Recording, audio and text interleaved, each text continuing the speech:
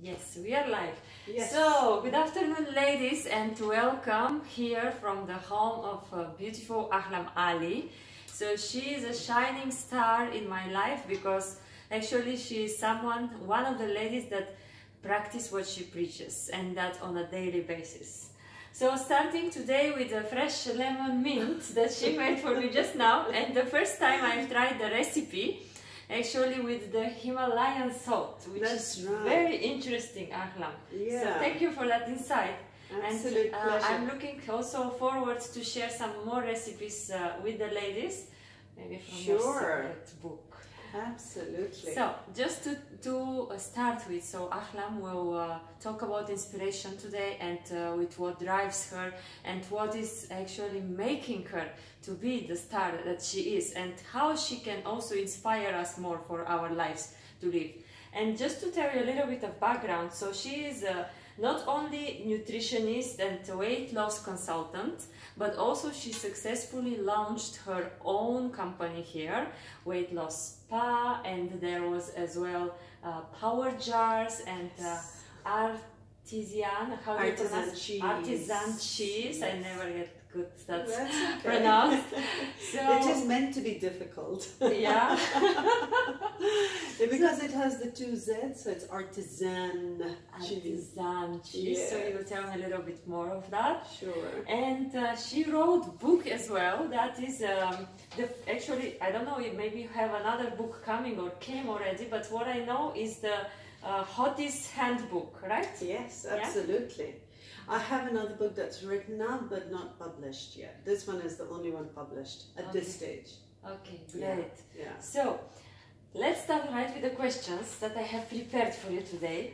As I want to go deeper into your, secrets and to discover a little bit more of what drives you and inspires you. Sure. So, Ahlam, what is the number one keys to success in your life? For me, I think I've always found if you follow your passion. So for me, the passion when I got started was all about fitness and a good healthy lifestyle. And just being true to yourself, to be honest. So I was in an amazing PR and marketing job, but I felt I wasn't being true to myself or to people around me. So I decided to figure out what my passion is, and it had always been nutrition, exercise, helping people to transform themselves. So I thought, okay, how do I turn this into business? And sure enough, if you follow your passion, it works out to be a beautiful business. And my journey started about 13 years ago, actually. Wow.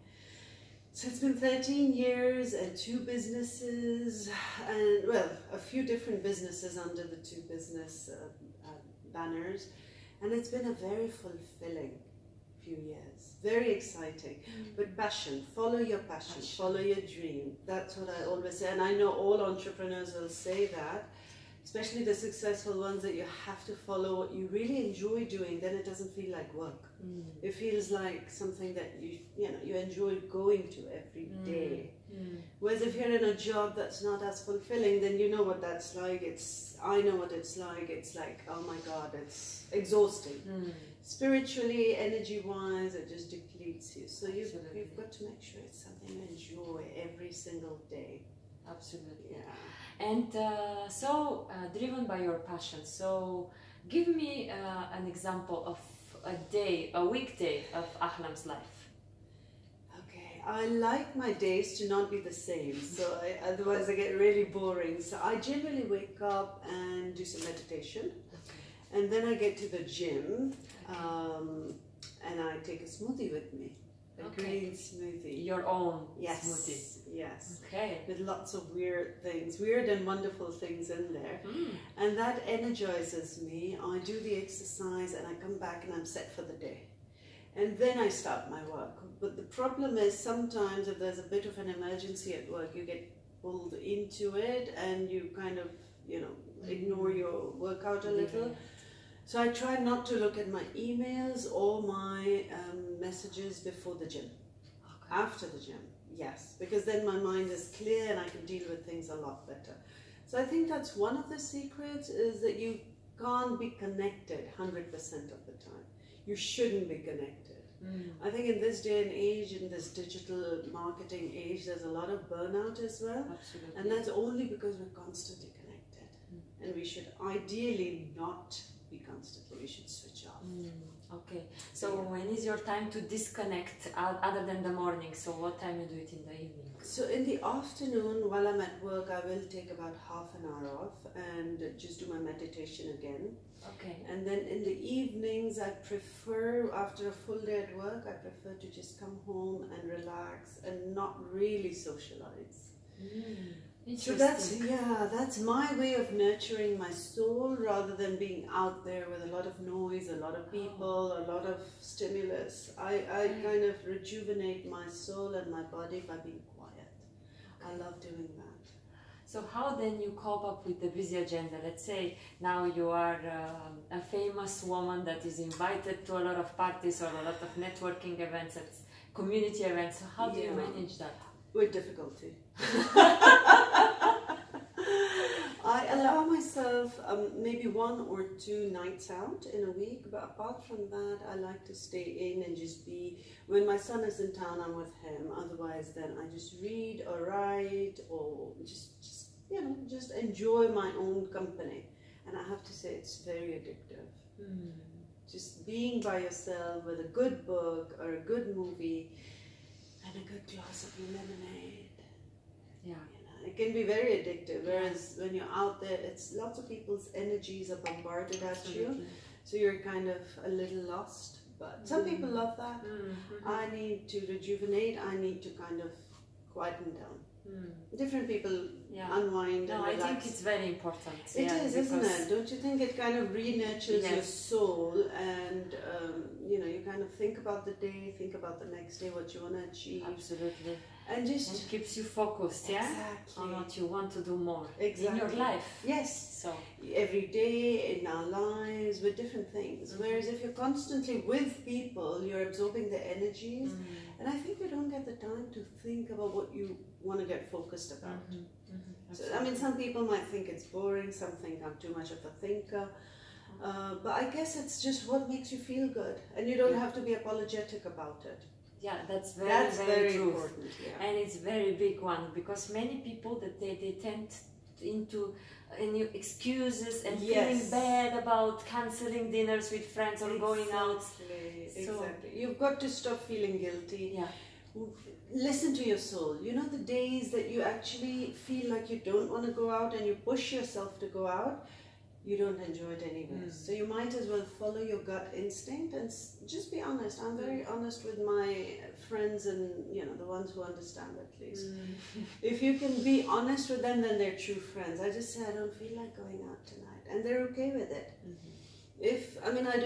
Initially I used to say, oh my God, I've got a headache, I don't feel good. The normal excuses. Yeah, the normal excuses, exactly. But I think you've just got to be, again, very true to yourself and to the others and say, maybe be honest and say, you're a bit of an introvert, which I am. Have you heard of the word ambivert? Ambivert? Never. Yeah. No. So it's partially introvert, partially extrovert. So when you're with people you don't know very well, you're an introvert. But the minute you get to know people, you become an extrovert. Okay. So I'm one of those. Okay. I like my quiet and peace and all of that. But when I'm with friends I really know and enjoy and connect with, and we have the same values, I become an extrovert. So it's called an ambivert. Ambivert, a new word for us to learn today. Yeah, it's a very interesting concept. Not everybody is an extrovert, not everybody is an introvert, but you have to recognize and don't apologize. Okay, I'll put it in my dictionary now. Yeah. So, going to the next question, what is the biggest challenge you faced in your life until now, when you make a retrospective look?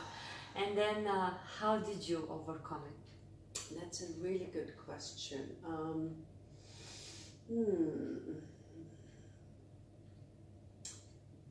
There are a few challenges, but I'm just trying to think which one was my biggest challenge. Do you mean a business challenge? Something that comes up to your mind at the moment. Maybe it's the right one to be. Okay, I think one of my biggest challenges was when I moved to another country when I moved here actually from London, and I moved to Dubai, and I didn't know people here, so it was initially quite a big challenge, and I had a 4-year-old with me. Oh. So I moved here on my own with not knowing what I would do, so managed to get a job, managed to get a flat and a school for my son, managed to get the car, all within 4 weeks. Wow. So That's it was impressive. It was hairy at the time. It was scary and hairy. Wow. But to be honest, in 4 weeks I was all set up. But that was the easy part. What came after was the difficult part, because first 6 months in any country are the toughest. Yeah. Absolutely. Because you're settling in, you're trying to make friends, you know, there's so much going on. Plus you're alone with a child, so it was a challenge. But the first 6 months I kept thinking, should I go back? Should I just go back? And then I thought, what would I go back to? I love this weather. And I grew up in Kuwait, so I thought, okay, I can't handle the weather in the UK. This is more me. Let's just see how it goes. And 16 years later, I'm still here.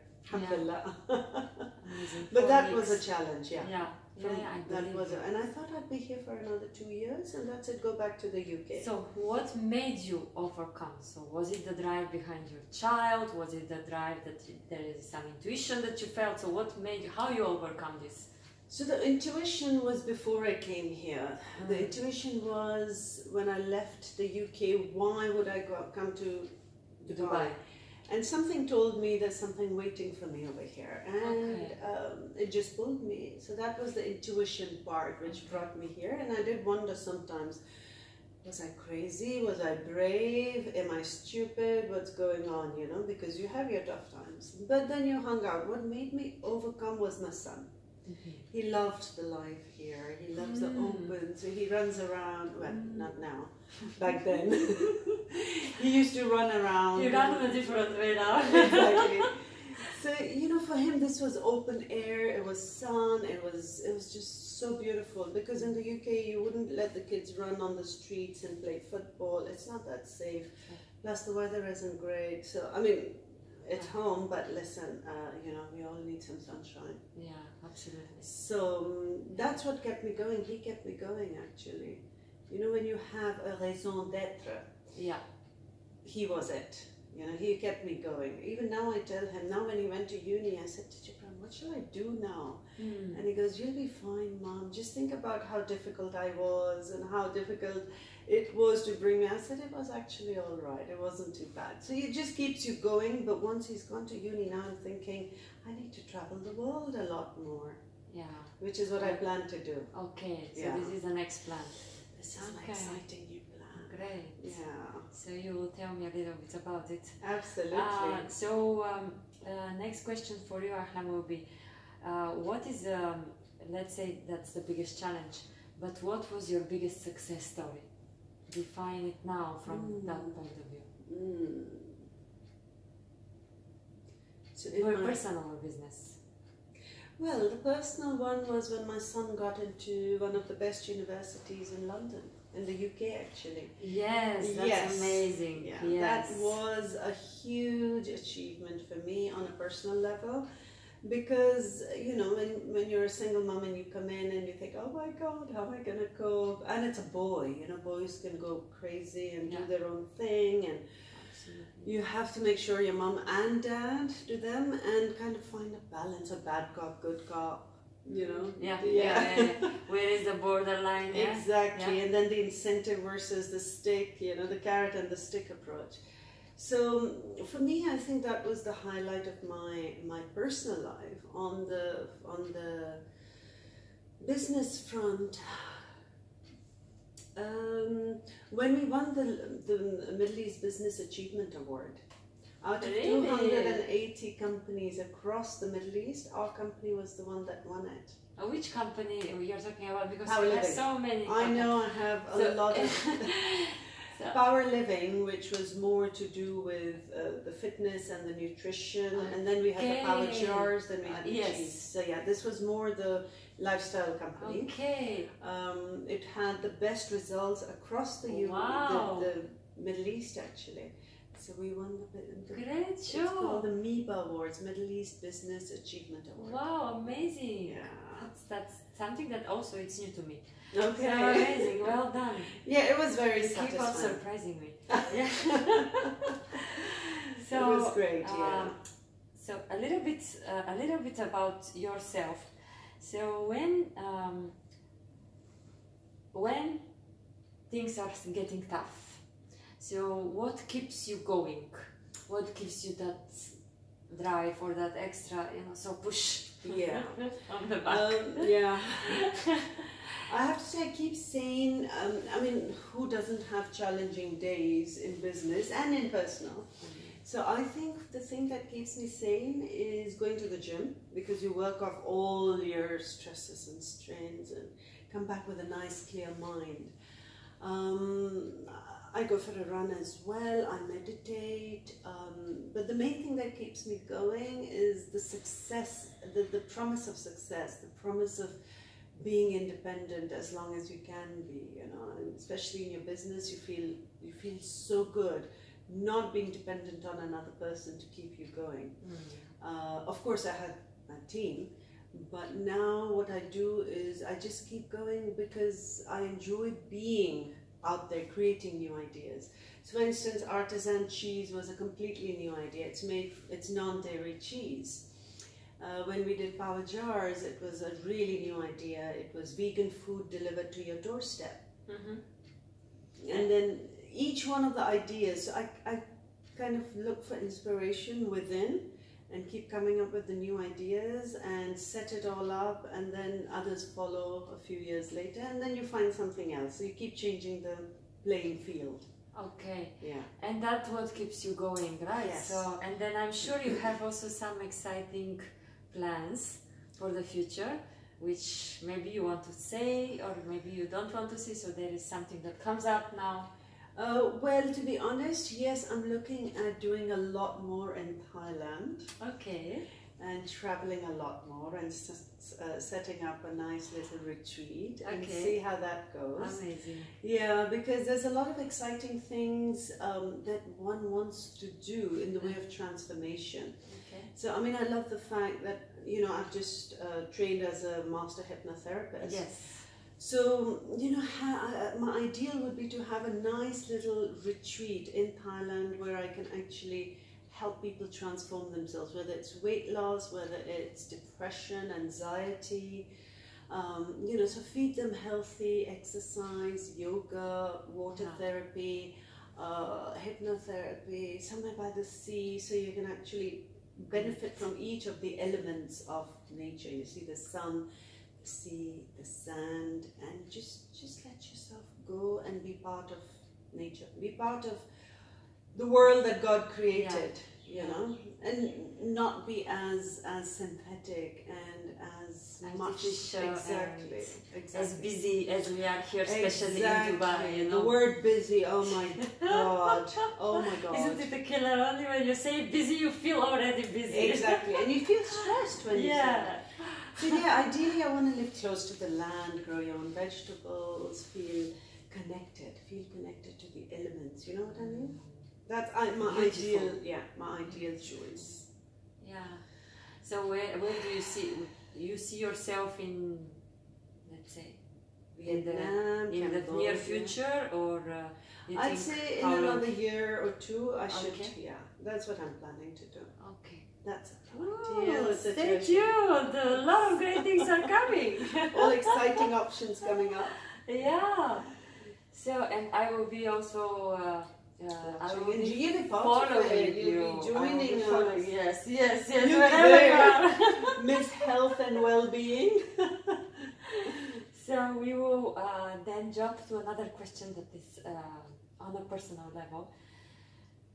So in this world of wellness, so your world of wellness is the gym, the fitness, the meditation, all of that. So, but where do you see, and perhaps the 4 elements that you mentioned, where do you see that the world is going to shift now? So what is the biggest trend that you see now coming from Dubai, going to Thailand, so all this? Yeah, I think people are now more aware of their health and they're conscious about the fact that they need to be doing something productive about their health, rather than just kind of work. So generally, we were all about making a living. Everybody was making a living. I think now people have started to think about making a life, which is great, because because it's important to actually have a life, you know, and a good balance. Just working, and then by the time you finish working and you're ready to enjoy the benefits of the money you've made, you're too ill and too tired. Yeah. So for me, I think the millennials now, which I think is a great, sensible generation, they're more into experiences than into things. We were more into things. I know a lot of us have gone minimalistic now, which is great, but I think that's the problem, that many of us were too much into our things. Yeah, so I think that's where we're headed, where we value experiences over things, and we value our health a lot more. Especially the millennials are really looking after their health now. Yeah, health, and as well making not things in their life, but something that matters to their heart. Exactly. Something and memories. Yes. Creating memories. Yeah, absolutely. So I think I had some very interesting, you know, when you talk to me, I keep on having another questions, but I want to make sure that I cover everything here. And then we go with something spontaneous. So what was either what or who was the biggest influencer, event or person in your life to make you follow that path? Who was my inspiration?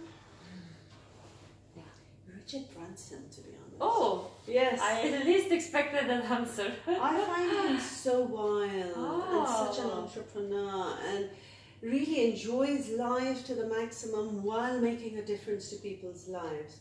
So he's always been, I have all his books, I have read all of his biographies. I just find him very inspirational and quite crazy. Crazy, yeah. I love absolutely. That. And sorry, I'm going to take that. Yeah. And just very full of life, full of fun. He doesn't just sit in a boardroom and give the orders. He's out there doing wild things. Yes. He owns an island. He goes hot air ballooning. He does all sorts of crazy things, and that's the way to live life to the max, really, in my opinion. So he's been my inspiration, to be honest. Great. So what would you do? What would Ahlam Ali do from the things that Richard did? All of them. Every single one of them. Because every time I follow him on Insta or tweet or whatever, he's doing something exciting. Jumping out of planes. I don't know.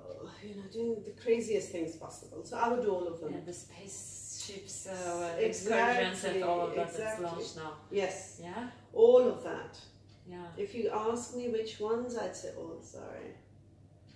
But they're all mad, and they're very inspiring, and they all help, people and humanity. And isn't it, Ahlam, he's adding value? Yeah. So isn't it really that when you have also the, when you lose that scarcity over losing life, then it's actually where life begins. Exactly. Yeah. Exactly. So whatever makes you die, that makes you also live better. Yes, that's a very good way to say it. I think we all have experienced highs and lows, and when you feel you're about to give up, it's just when you get a new idea or a new beginning. And I think that's quite inspiring, what you've just said. Yeah, it's true. When you stop dying is when you start living. Yeah. And when you stop fearing death is when you start living. What is your biggest fear, Ahlam? What's my biggest fear? It's a good question. I guess death. Only because, not because of death itself, but because it means I won't be able to be with my son and miss out on grandchildren. I know that's... If my son could hear this, he would be shocked. He's only 21, guys. Yeah. He's still young to have babies. But to be very honest, I would want to be alive till I've played with his babies.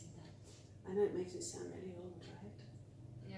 grandmother aspirations. Yeah. But I want to climb Mount Kilimanjaro, I want to climb Mount Everest, I want to be really fit and healthy at 60, 65, 70, so that you're not actually, what's the word, a burden on anybody or on the society. You have to keep yourself, so here's a little message, guys, keep yourselves healthy so you're not a burden on anybody.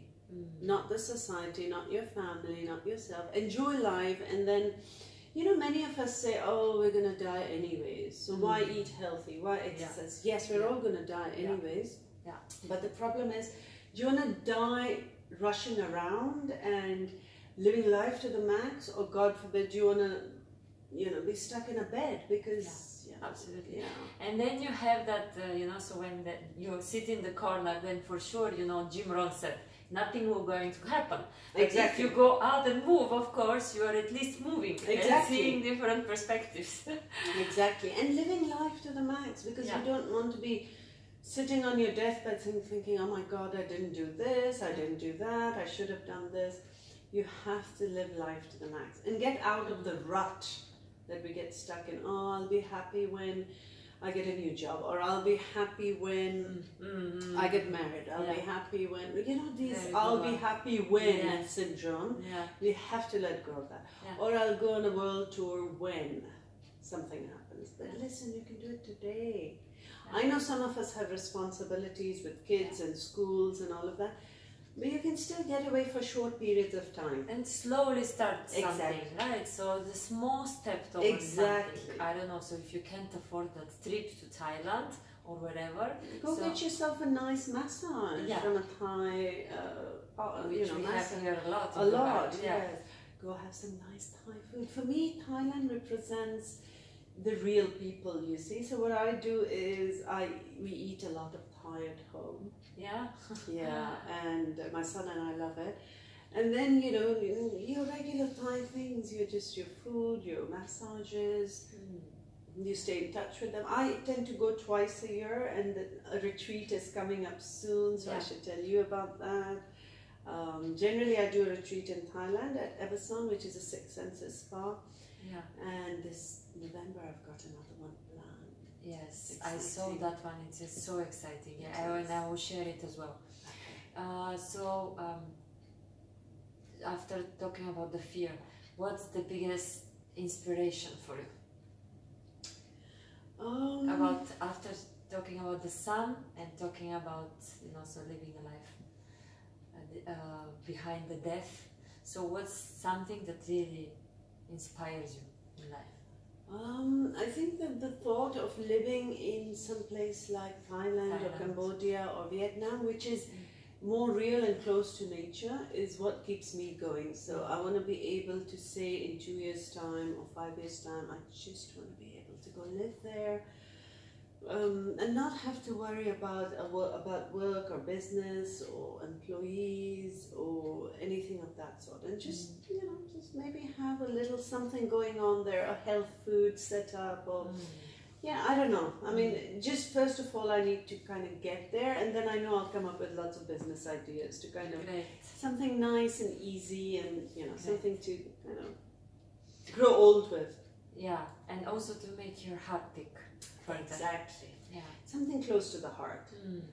You have to be doing that. But at least by the time you're 60, maybe that's too late. At least by the time you're 55 or 50, you should be doing, ideally, what you enjoy doing. Yeah. I feel also even earlier. So nowadays, as you mentioned, millennials. So, and also the X and Y and Z generations coming up. So I think that people are looking forward to even without start, there is no more jobs as such. Exactly. Yeah, so they do what drives them or what inspires them, or what they feel like today, Yes, and that's the amazing part. You see, where the world is moving is everything is online. So literally, you don't have to go into work every day. Yeah. And I think the millennials have cracked that, and they work from anywhere. So have you heard of the digital nomads? Yes. Oh my God. Now they travel the world with their laptop. Yeah. They're called pajama bosses. Yeah. And they do all their work on the beach, On the laptop. On the beach. That's on the life. Yeah, That's yeah, the life. yeah, Yalla, let's do it. Yeah. We are going to head We're there. Yes, yes. Mentally, we're there. We are starting soon. Stay We've tuned. started. We've started, girls. Stay tuned to see us with the laptop from some wild beaches. On beaches, yes. Amazing. So the last insight, usually what I do, I want to give some insight to the ladies that are watching, and these are all busy, stressed women living in society pretty big, pretty much as Dubai. So give me one, so you share some of your recipe that is a power booster or power jar recipe, something that the ladies can do alone, and then that can be quickly, and can be done also very, very, I mean, in the morning with the gym, something like that. So if you can share also some other tip to that, so what? When you say a tip, do you mean a tip for the juices, or do you mean something to eat? So maybe a small snack, or a small, what you make for me now is with this Nutri-Blend or whatever. So give some nice recipe for the ladies to do, to try something nice. So for me, after and before a workout, the best thing I can do for my system and for myself is a teaspoon of almond butter. Okay.